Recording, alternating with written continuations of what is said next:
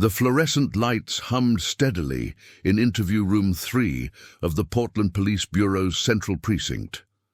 Detective Lisa Martinez adjusted the temperature control on the wall, bringing the room to a comfortable 68 degrees as she reviewed her notes one final time.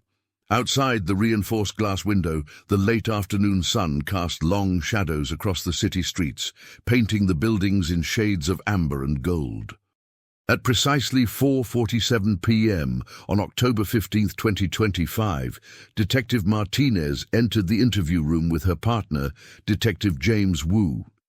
Between them walked 32-year-old Diane Foster, a marketing executive from the Pearl District, whose designer navy blazer and confident stride suggested someone accustomed to high-stakes business meetings rather than police interrogations. "Ms. Foster, thank you for coming in voluntarily," Detective Martinez began, settling into the metal chair across from Diane. The recording equipment blinked to life, its red indicator light steady and unblinking. "As we mentioned on the phone, we're investigating the disappearance of financial documents from Cascade Financial Group, and your name came up during our initial inquiries." Diane crossed her legs and placed her leather portfolio on the scratched table surface. "Of course, Detective. I'm happy to help however I can. Cascade has been one of our agency's clients for 3 years now. I handle all their digital marketing campaigns." Detective Wu remained standing, his posture relaxed but observant as he leaned against the cinder block wall. The room smelled faintly of industrial cleaner and stale coffee, a scent that had permeated these walls for decades of interviews, confessions, and denials. "Walk us through your relationship with the company," Martinez prompted, her pen poised above a fresh notepad. "Specifically, your access to their internal systems." Diane's response came smoothly, rehearsed perhaps, but delivered with the easy confidence of someone who believed they had nothing to hide. "I have standard client access to their content management system for updating website copy and managing their social media presence.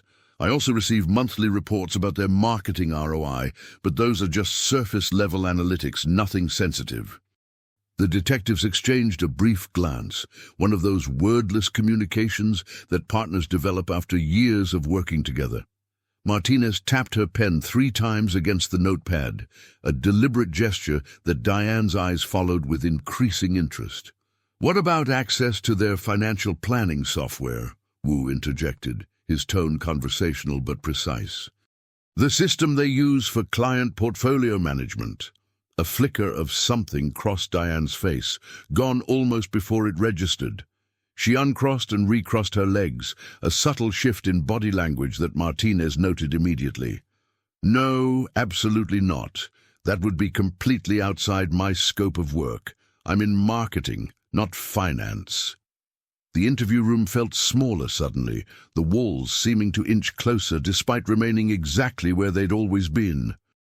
Martinez leaned forward slightly, her expression neutral but her eyes sharp with focus. "Can you tell us about your meeting with Gregory Chen on September 28th at the Heathman Hotel?" Diane's fingers tightened almost imperceptibly around the edge of her portfolio. "Gregory is their chief financial officer. We were discussing the budget allocation for the 4th quarter marketing push. It was a working lunch, nothing unusual." "And did he mention anything about the upcoming audit?" Wu asked, still maintaining his casual stance against the wall, though his attention had sharpened considerably. "He might have," Diane admitted, brushing an invisible piece of lint from her blazer. "But that's not really my concern. I focus on brand visibility and customer engagement metrics." Martinez flipped through several pages in her notepad, creating a deliberate pause that allowed tension to build in the small space. The heating system kicked on with a low rumble, pushing warm air through the ancient vents. Outside, someone shouted something unintelligible, the sound muffled by the thick walls designed to keep conversations private. "Ms. Foster, I want to be completely transparent with you," Martinez said, her tone shifting to something more serious. We've been conducting this investigation for 3 weeks now. We've interviewed 27 people, reviewed hundreds of hours of security footage, and analyzed thousands of digital communications. Diane's jaw tightened slightly, but she maintained her composed exterior. I appreciate your thoroughness, Detective, but I'm not sure what this has to do with me specifically. Wu moved from the wall, pulling out the chair next to Martinez and sitting down with deliberate slowness. The metal legs scraped against the linoleum floor, creating a sound that seemed unnaturally loud in the confined space. It has everything to do with you, Ms. Foster, because 23 days ago, someone accessed Cascade Financial's secure database and downloaded confidential client information, investment portfolios, retirement accounts, personal financial details for over 400 individuals. The color drained slightly from Diane's face, but she recovered quickly, her marketing training kicking in. That's terrible, but surely you don't think The access occurred at 2:17 a.m. on September 29th, Martinez interrupted, her voice steady and factual. Exactly 7 hours after your meeting with Gregory Chen, the login credentials used belonged to an account created 3 days earlier, registered under the name D. Foster Consulting. Diane's hand moved to her throat, a classic self-soothing gesture that betrayed her growing anxiety. That's just a coincidence. My consultation firm name is similar, but I never created any account with Cascade's system. Someone must have stolen my identity. The detectives let that statement hang in the air for a moment, the silence stretching uncomfortably. Martinez glanced at Wu, who gave an almost imperceptible nod before reaching into the folder he'd been carrying. That's certainly one possibility, Wu acknowledged, sliding a document across the table. Except the IP address traced back to your apartment building, specifically to your unit on the 14th floor of the Morrison Tower. Diane stared at the paper without touching it, her breathing becoming slightly more rapid. My building has over 200 units. Anyone could have... The MAC address matches your personal laptop, Martinez added, her tone remaining professional but firm. The same laptop you use for client presentations. We confirmed that through the wireless router logs from your building's management company. The marketing executive's confident facade began to crack, small fissures appearing in her previously unshakable demeanor. She reached for the glass of water that had been sitting untouched on the table since the interview began, her hand trembling slightly as she brought it to her lips. I think I should probably call my attorney, Diane said quietly, setting the glass down with excessive care. That's absolutely your right, Martinez agreed immediately. But before you do, I want you to understand something. Right now, we're having a conversation. You came here voluntarily and you can leave whenever you want. But once lawyers get involved, the tone changes. Everything becomes adversarial. Wu picked up the thread seamlessly. We're trying to understand what happened here, Miss Foster. There's a big difference between someone who made a mistake and someone who orchestrated a calculated theft. Help us understand which category we're dealing with. Diane's eyes moved between the two detectives, calculation visible in her expression as she weighed her options. The wall clock ticked loudly, marking the passage of seconds that felt like minutes in the tense atmosphere. I need to think, she finally said, her voice barely above a whisper. This is all happening so fast. Martinez nodded sympathetically, though her investigative instincts remained fully engaged. Take your time. We're not going anywhere. The interview room fell into an uncomfortable silence, broken only by the persistent hum of the fluorescent lights and the distant sounds of the police station beyond the walls. Diane closed her eyes, her jaw working as if she were literally chewing over her next words. When she opened her eyes again, something had shifted.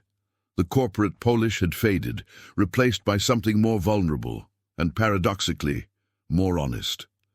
If I tell you something, can it help my situation? Depends entirely on what you tell us, Wu responded truthfully. But I can say this with absolute certainty. Being forthright now will reflect better than anything that comes out later through lawyers and court proceedings. Diane took another sip of water, her hand steadier this time. I didn't do this alone, she began, each word seeming to cost her something, and I didn't even want to do it in the first place. But sometimes circumstances push you into corners you never imagined you'd be in. Martinez felt the familiar rush of an interview turning, that critical moment when a witness transforms into something more. She kept her expression carefully neutral, giving nothing away, while internally her mind raced ahead, already formulating the next dozen questions. Tell us about these circumstances, she prompted gently. Start from the beginning. Diane Foster's carefully constructed world began to crumble as she settled deeper into the uncomfortable metal chair. The reality of her situation finally penetrating the protective layers she'd built around herself. Detective Martinez watched as the marketing executive's shoulders sagged, the weight of secrets becoming too heavy to carry alone. 6 months ago, my brother showed up at my apartment, Diane began, her voice taking on a distant quality as she retreated into memory. Trevor. I hadn't seen him in almost 2 years. He'd been living in Seattle, working in tech, supposedly doing well. But when he arrived on my doorstep that night in April, he looked like he'd aged a decade. The detectives remained silent, creating space for the story to unfold. Wu had activated the backup recording device, ensuring every word would be preserved. Outside the interview room, the police station's evening shift was beginning, voices and footsteps creating a muted backdrop to the confession taking shape. Trevor told me he'd gotten involved with some people, investors who promised him funding for a startup idea he'd been developing, Diane continued, her eyes fixed on a spot on the wall behind Martinez's shoulder. But these investors weren't legitimate business people. They were running an elaborate scheme, using tech companies as fronts for moving questionable funds. Martinez made a note, her handwriting precise despite the speed of her pen. What kind of scheme? Trevor never gave me specifics, and honestly I didn't want to know, Diane admitted, finally meeting the detective's gaze. But he owed them money, a significant amount. They'd fronted him $200,000, and when his startup failed to launch, they wanted their investment back immediately, with interest. The heating system cycled off, leaving the room quieter, more intimate. Wu shifted in his chair, his expression thoughtful. And they approached you? Not directly, not at first. Diane shook her head, her fingers drumming nervously against the table. Trevor begged me to loan him the money. He was terrified. These people had made it clear what would happen if he didn't pay, but I'm a marketing executive, not a finance mogul. I have a nice apartment and a decent salary, but I don't have that kind of liquid capital. Martinez leaned back slightly, giving Diane more psychological space. So how did Cascade Financial enter the picture? A bitter laugh escaped Diane's lips. Irony, detective. Pure irony.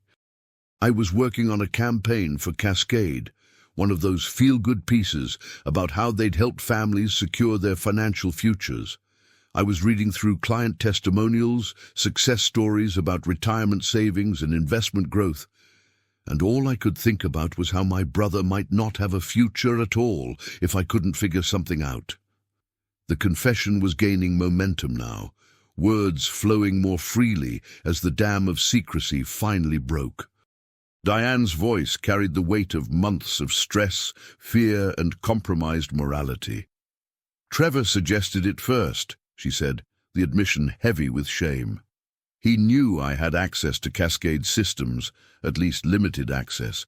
He proposed that maybe, just maybe, there was information there we could sell, not the actual money in accounts, just the information. Client lists, investment strategies, portfolio compositions. Wu interjected carefully. And you agreed. Not immediately, Diane insisted, though the defense rang hollow. I argued with him. I told him it was impossible, illegal, career suicide. We fought about it for weeks, but he kept coming back, getting more desperate each time. The deadline these people had given him was approaching, late August. He showed me photos they'd sent him, images of people they'd hurt for failing to pay debts. Martinez observed the physical toll this confession was taking on Diane. Stress lines had appeared around her eyes, and her previously immaculate appearance seemed diminished somehow, as if the truth were stripping away carefully maintained illusions. "What changed?" Martinez asked, her tone neither judgmental nor sympathetic, simply investigative. "They contacted me directly," Diane revealed, her voice dropping to barely above a whisper. "Early September, I received a phone call from someone who identified himself only as Paul. He knew where I lived, where I worked, what time I left for the office each morning. He knew about Trevor, about the debt, about everything." The room seemed to contract around this revelation, the implications spreading outward like ripples in dark water. Wu exchanged another glance with Martinez, both recognizing they were dealing with something potentially larger than a simple data breach. "Paul told me that helping Trevor meant helping myself," Diane continued, her hands now clasped tightly together on the table. "He said, if I provided access to Cascade's client database, Trevor's debt would be erased. More than that, I'd receive $50,000 for my trouble.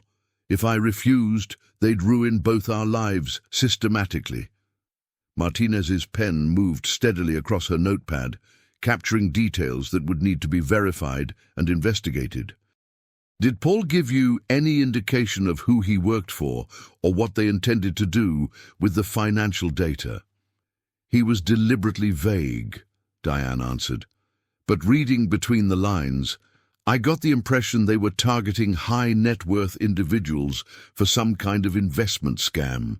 They wanted to know who had money and where it was invested so they could approach these people with fake opportunities." "Ooh. And the meeting with Gregory Chen on September 28th, Wu prompted, bringing the timeline back to the specific event that had triggered this investigation. Diane's face colored slightly, embarrassment mixing with the anxiety already evident in her features. "That was arranged by Paul. Gregory didn't know, of course. Paul had somehow discovered that Gregory was under pressure from the executive board about the upcoming audit. There were concerns about the marketing budget, questions about ROI that Gregory couldn't easily answer." She paused, taking another sip of water before continuing. "I was instructed to suggest that Gregory could improve his position with the board by providing me with more detailed analytics access. Nothing that seemed suspicious, just enhanced reporting capabilities that would let me demonstrate marketing effectiveness more convincingly." Martinez felt pieces of the puzzle clicking into place, though many gaps remained, and Gregory agreed. "He did more than agree," Diane said, genuine regret coloring her tone. "He was grateful. He thought I was trying to help him keep his job. He personally set up the new account, gave it higher-level access than my standard client privileges. He trusted me completely." The betrayal hung heavy in the air between them, a third presence in the already crowded interrogation room. Wu stood, pacing slowly to the corner of the room before turning back to face Diane. "Walk us through what happened on September 29th, he instructed, his voice firm but not unkind. Diane closed her eyes briefly, as if watching a scene replay behind her eyelids. "I couldn't sleep that night. I kept thinking about what I was about to do, the line I was about to cross. I told myself I was protecting Trevor, that I had no choice. But sitting there in my apartment at 2 in the morning, staring at my laptop, I knew exactly what choice I was making." "You logged in using the credentials Gregory had created," Martinez stated rather than asked. "Yes," Diane confirmed softly. The system accepted my access immediately. I navigated to the client database, found the export function, and downloaded everything Paul had specified. 423 client profiles, complete with account numbers, investment portfolios, contact information, and financial history. Wu resumed his seat, his expression serious. How did you transfer the data to Paul? Encrypted file transfer to a cloud storage link he'd provided, Diane explained. The whole process took less than 20 minutes. I remember watching the upload bar progress, feeling physically sick but unable to stop. When it finished, I just sat there staring at my screen, wondering how I'd become this person. Martinez made several more notes before looking up at Diane with renewed intensity. What happened after the transfer? Paul contacted me the next morning, confirmed receipt, and said Trevor's debt was cleared, Diane recounted. The $50,000 appeared in my account 2 days later, wired from what looked like a legitimate consulting firm. I transferred most of it to Trevor immediately, told him to disappear for a while, go somewhere safe. Where is Trevor now? Wu asked sharply. I don't know, Diane admitted, and for the first time her composure completely shattered. Tears welled in her eyes, spilling down her cheeks, despite her attempts to maintain control. He left Portland on October 3rd. He said it was safer if I didn't know where he was going. I haven't heard from him since. The detectives allowed a moment for Diane to collect herself, Martinez sliding a box of tissues across the table. The gesture was practical rather than sympathetic, though not entirely devoid of humanity. Ms. Foster, I need you to understand the severity of what you're describing, Martinez said carefully.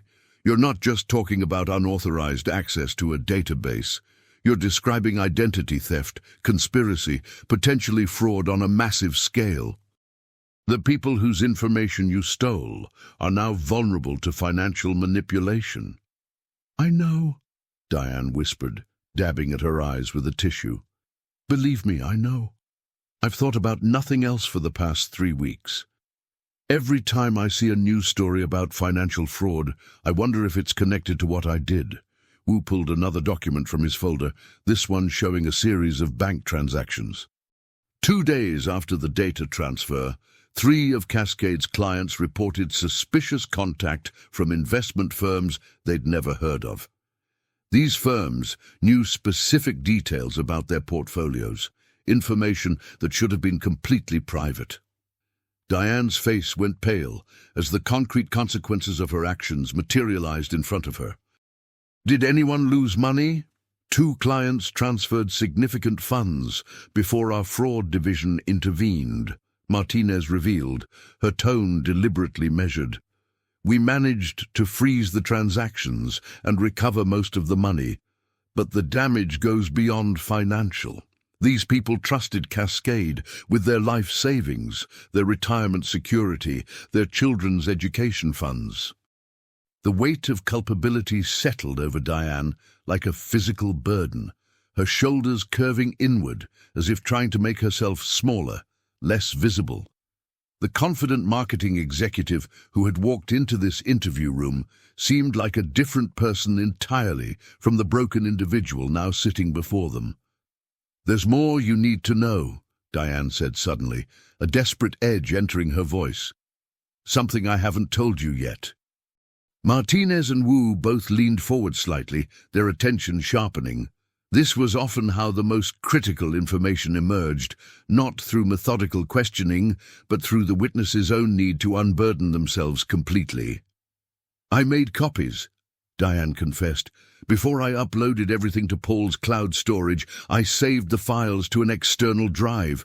I told myself it was insurance, protection in case these people turned on me. But the real reason was that I thought maybe somehow I could make this right, that having the evidence might give me leverage or options down the road. Wu's expression remained carefully neutral, but Martinez could sense his heightened interest. Where is this drive now? Hidden in my apartment, Diane answered, inside a hollowed-out book on my bedroom shelf. The Art of War, if you can believe the irony. Martinez glanced at the clock on the wall. It read 6:23 p.m., the October evening already dark beyond the station's windows. Miss Foster, I'm going to be direct with you. The information you've provided is valuable, but it doesn't erase what you've done. However, your cooperation can significantly influence what happens next. What do you need from me? Diane asked, resignation evident in every syllable. First, consent to search your apartment and retrieve that external drive, Wu outlined. Second, a formal written statement detailing everything you've told us, including all contact with Paul and any other individuals involved. Third, your willingness to work with our cybercrime unit to identify these people and prevent further victims. Diane nodded slowly, accepting the terms without argument. And what happens to me after that? Martinez chose her words carefully, aware that this was the moment where Diane's full cooperation would either solidify or crumble. That's ultimately up to the district attorney's office and the courts, but I can tell you that witnesses who actively help us dismantle these operations typically receive more favorable consideration than those who remain silent or obstructive. Will I go to prison? The question was small, frightened, but asked with the courage of someone who had finally stopped running from reality. I can't make you promises about outcomes, Martinez replied honestly. But I can promise that the truth, told fully and cooperatively, always serves you better than partial truths or continued deception. The interview room fell silent again, but this silence felt different from earlier ones. It carried the weight of decisions made and paths chosen, consequences acknowledged and futures uncertain. Wu stood, preparing to coordinate the search of Diane's apartment. Detective Martinez and I are going to step out for a few minutes to arrange some logistics. An officer will stay with you. Can we get you anything? Coffee? Food? Just water is fine, Diane said quietly. And maybe paper and a pen. I'd like to start writing down everything I remember, all the details while they're still fresh in my mind. Martinez nodded approvingly. That's exactly the right approach. We'll have everything you need brought in immediately. As the detectives exited the interview room, leaving Diane under the watchful eye of a uniformed officer, they moved down the corridor to a small office where they could confer privately. What do you think? Wu asked, loosening his tie slightly. I think she's telling the truth, or at least her version of it, Martinez responded, settling into a desk chair. But this is bigger than one scared marketing executive making terrible choices. This Paul character and whoever he represents, they're organized, sophisticated, and operating on a scale we're only beginning to understand. Wu agreed, already pulling up digital files on the office computer. I'll coordinate with cybercrime to trace those wire transfers. If we can follow the money, we might be able to identify the organization behind this. And I'll reach out to the FBI, Martinez added, reaching for her phone. If they're targeting high-net-worth individuals across multiple financial institutions, this could be interstate fraud. We'll need federal resources. As the investigation expanded beyond the confines of Interview Room 3, Diane Foster sat alone with her thoughts, her water glass, and the blank pages that would hold her confession. The comfortable certainty of her previous life had evaporated, replaced by the harsh fluorescent reality of consequences and accountability. But somewhere in the guilt and fear, a small measure of relief emerged. The truth, however damaging, was finally out in the open. The exhausting work of maintaining lies and carrying secrets had ended. What came next would be difficult, possibly devastating, but at least it would be real. The wall clock ticked steadily towards 7 p.m. as the Portland Police Bureau mobilized resources, contacted federal partners, and began the painstaking process of unraveling a criminal network that had touched far more lives than anyone initially suspected. 3 weeks later, On November 7, 2025, the investigation that began with a routine interview of Diane Foster had blossomed into a multi-agency operation spanning 4 states. The external drive recovered from her apartment proved instrumental in identifying Paul's real identity, Marcus Webb, a 43-year-old former financial analyst with a history of securities fraud spanning back nearly a decade. Webb's organization had systematically targeted regional financial institutions using social engineering and insider threats to harvest client data. The information Diane provided helped authorities prevent an estimated $12 million in potential fraud and led to the arrest of 7 individuals involved in the scheme.